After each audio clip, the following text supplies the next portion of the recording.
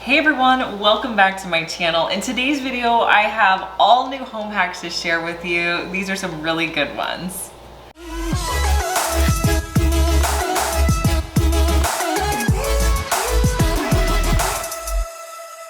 So this first home hack has to do with lighting. I am a big lighting person, and I think it stems back to me being a photographer early on in my career, as well as all of the videoing that I do. But I think the light in your home makes a big difference. So I love a lot of window light. Another thing that I think really kind of changes the game is the temperature in the light bulbs that you use. So for instance, in my kitchen, I want it to be really bright and open, and I want to walk in here and feel like it's daylight. So I actually purchased daylight bulbs, which are typically around 5,000 K, which means 5,000 Kelvin. And the light in those light bulbs is just going to be a lot more white versus that warm yellow light that most of our light bulbs come in. So I prefer to purchase daylight bulbs in the rooms that I want to have that nice bright feel. You can also use lighting in different areas of your home to kind of give it a cozy feel. So you don't always have to use daylight bulbs. Like for instance, in my living room, I like adding different lighting sources that have warmer lights depending on when I'm going to use them. So I have a lamp in my living room that's over my couch that has a warm light to it. And the more lights you have, it's also going to give it more of a cozy feel. So I have the lamp above my couch. I also, on my dresser, have another light source over there. And of course, I have my ceiling fan. Now, my first choice would not be a ceiling fan, but my family just loves ceiling fans. Let me know in the comments if your family has to have your ceiling fans too. This chandelier in my dining room has daylight bulbs as well. Decor can definitely be really multifunctional as well. In this next hack, I'm going to show you how I use multifunctional decor all around my house. So in my living room, I have this book that opens up, and it's perfect for storing my remote. Another functional item in my kitchen is my bread box. It hides my bread. And I hide my electronics in this basket. Another great option is buying baskets from the thrift store. They work perfectly to store so many things. I'm storing some books on the side of my bed with a basket I picked up at the thrift store.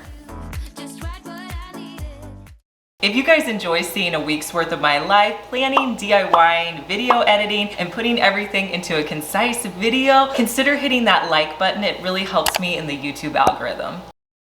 Our next hack, we're gonna be making some coasters that are perfect for fall. So what you're gonna do is you're going to pick up any kind of clay. I like using the Crayola clay, and I'll link it for you guys down in the description box. But you just need one packet of clay and pick your color. I'm gonna go with white. And you create about a 1.5 to 2 inch ball of clay. And I'm gonna make 4 of those.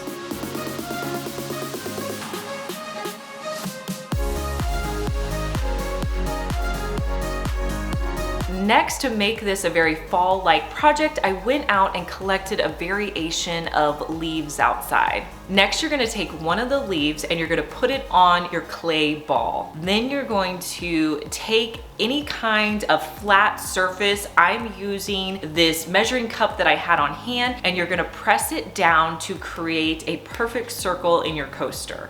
Pull your flat surface up, and then you're gonna gently remove your leaf. You're gonna have this nice imprint of a leaf on your coaster.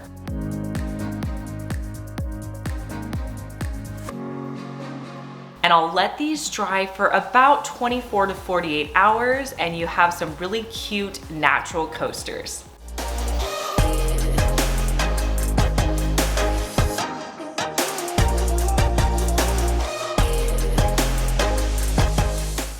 I have the coolest new design program to share with you, and I want to thank Modzy for sponsoring today's video. Are you currently working on a home project and you're having trouble figuring out where to put different things? Well, I kind of had that same problem because my living room is a very awkward layout. So it was kind of hard to visualize where I wanted to put things. Well, Modzy has a perfect solution. It's an online interior design service. And I know what you guys are thinking, like, Liz, you don't need an online interior design service, but sometimes it's awesome to have a second opinion. in. So it's like working with an interior designer, but you're doing it from your home, which is even better. So let me share with you how it works. So you're gonna take your phone and scan your room to create like this 3D model. It was so cool. I couldn't believe they got my house in this 3D format from just me scanning the room. Next, you're gonna take a style quiz so your designer can kind of figure out what you like best. Then your designer is going to create a space that's perfect for you. And I have to say, when I got my first design from my designer, it was awesome. I really loved the way it looked. But if there's something you're not happy with, you can work with your designer to make changes. So for me, a lot of the pieces that my designer picked out were a little higher priced than I wanted to spend. So I asked her to create a second design that was a little bit more budget friendly. And I loved the way the second one looked as well. And if you're not happy with something in there, you can swap it out for an alternative. So it really just gives you a way to visualize your room before you actually make that big decision of buying things to put in your home. Once you have your perfect design, you can shop your entire look on Motzi's website. If you guys are interested in checking out Motzi, I'm gonna put the link down in my description box, and you can use my code Fenwick20 for 20% off.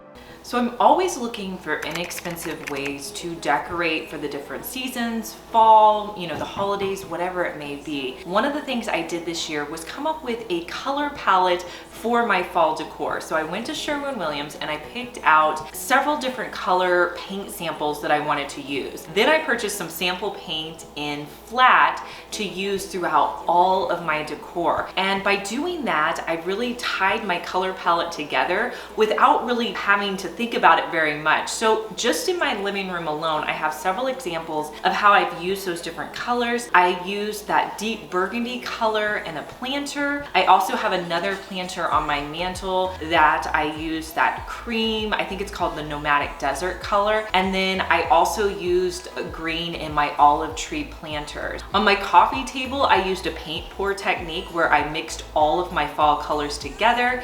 I painted the stem of one of my pumpkins. By having this color palette, I literally don't even have to think about what colors I use, and everything ties together so well in my home. So I suggest doing that for your fall decor as well as your holiday decor. And don't worry, I'm already thinking about what colors I can use this holiday season. So if you love putting out plants like I do, but have trouble with them blowing away, here's a hack you can try. You can put canned goods or anything that's gonna weigh your pots down at the bottom, and then put your planters on top of it to try to keep them from blowing away. This next hack you guys are gonna love. So if you have a lamp or something that you wanna plug in, like I really wanna plug mine in at like the front of my house, but there's no outlet underneath. So here's a hack to make your light bulbs work. You're gonna pick up a rechargeable LED bulb off of Amazon. The one that I used is linked down in the description box, so you can go there and pick it up. And you're just going to simply take the LED bulb, screw it into your lamp, and then there's another piece that comes that you put at the end of your cord. And then I'm just going to hide the cord so you can't see it. And then you can just turn your light bulb on like normal. It works perfect. This is genius. Let me know in the comments if you guys are gonna try this hack.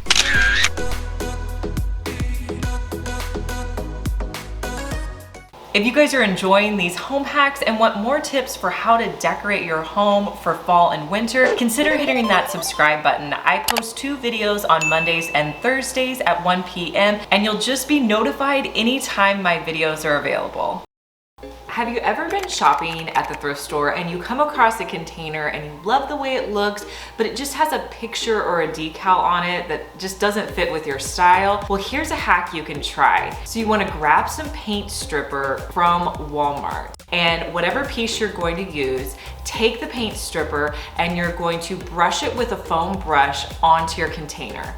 Let it sit for about 30 minutes or whatever the instructions are for your paint stripper, and make sure you wear the proper gloves whenever you do this, because this stuff is powerful. Once it's had a chance to sit for 30 minutes, you're gonna come back in and simply wipe off whatever paint or decal was on your pot. I was able to convert this planter to something that traditionally wouldn't work in my home to a really cute planter that works with the plants and the decor I have in my house.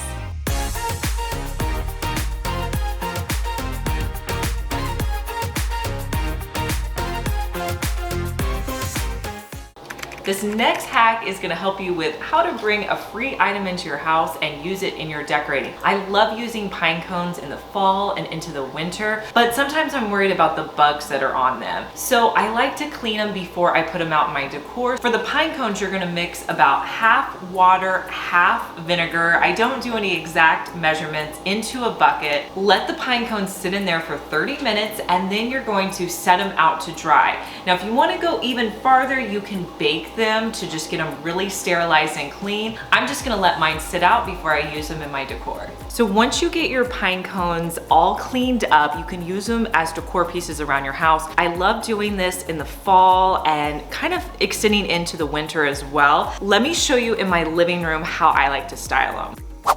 So I've added the pine cones here to this little terracotta pot I have with pumpkins, and it just kind of adds a little bit to the overall look of my coffee table.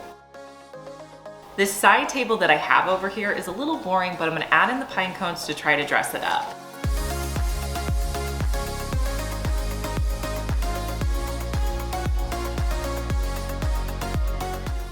So this next hack, I'm gonna share with you how I make my house smell amazing. Now, I love doing this maybe when I'm having people over or on like a Sunday afternoon when I'm gonna be kind of around the house. So what you're gonna do is you're gonna get a pot or pan and fill it up about halfway full with water. Next, you're going to add in oranges. I have clementines on hand, so that's what I'm gonna be using. So you just wanna slice those up and then you'll put them into your water. Next, add in cinnamon sticks. You can pick these up at any local grocery store. I'm adding in about 4, but really it doesn't matter. You can add as many or as few as you like. And then I'll add in a dash of vanilla extract. Make sure this is set on low and just leave it on your stove all day. Your whole house is gonna smell amazing.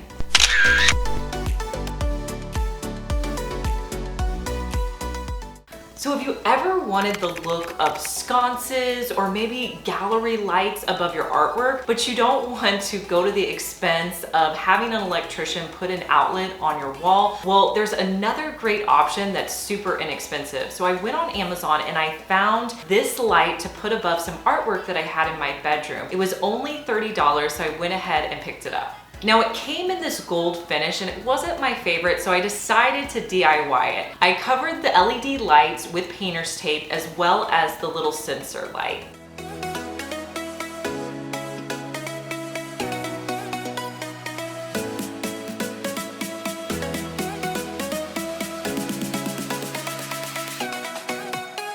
So I started by spraying the entire piece with a matte black spray paint.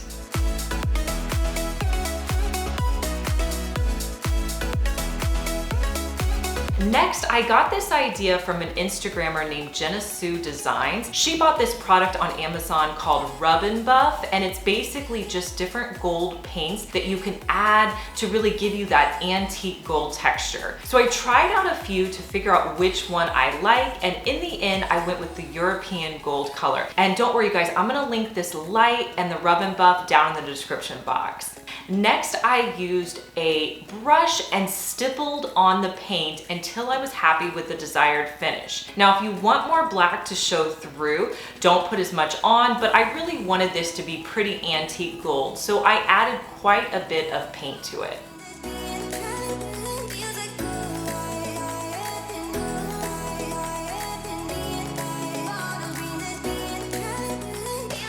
Once your light has a chance to dry, all you have to do is hang it up on your wall. This one was so nice. It actually came with a little paper that showed you, where you needed to put your holes. It also came with some screws, but I preferred to just add 2 nails to my wall in order to hang it up. So I placed the nails in the wall, and then I put the backing piece on and made sure that was level. And then I came in with the light fixture on top. You guys, this is so cool. It also has a remote so you can turn it on, and to make it even cooler, you can change the light to a warm or a cool light. You can also decide if you want it to be at 50 or 100%, and you can put it on a timer. So it's on for an hour or 30 minutes. This is the coolest thing, and I'm just so happy with the way it looks in my bedroom.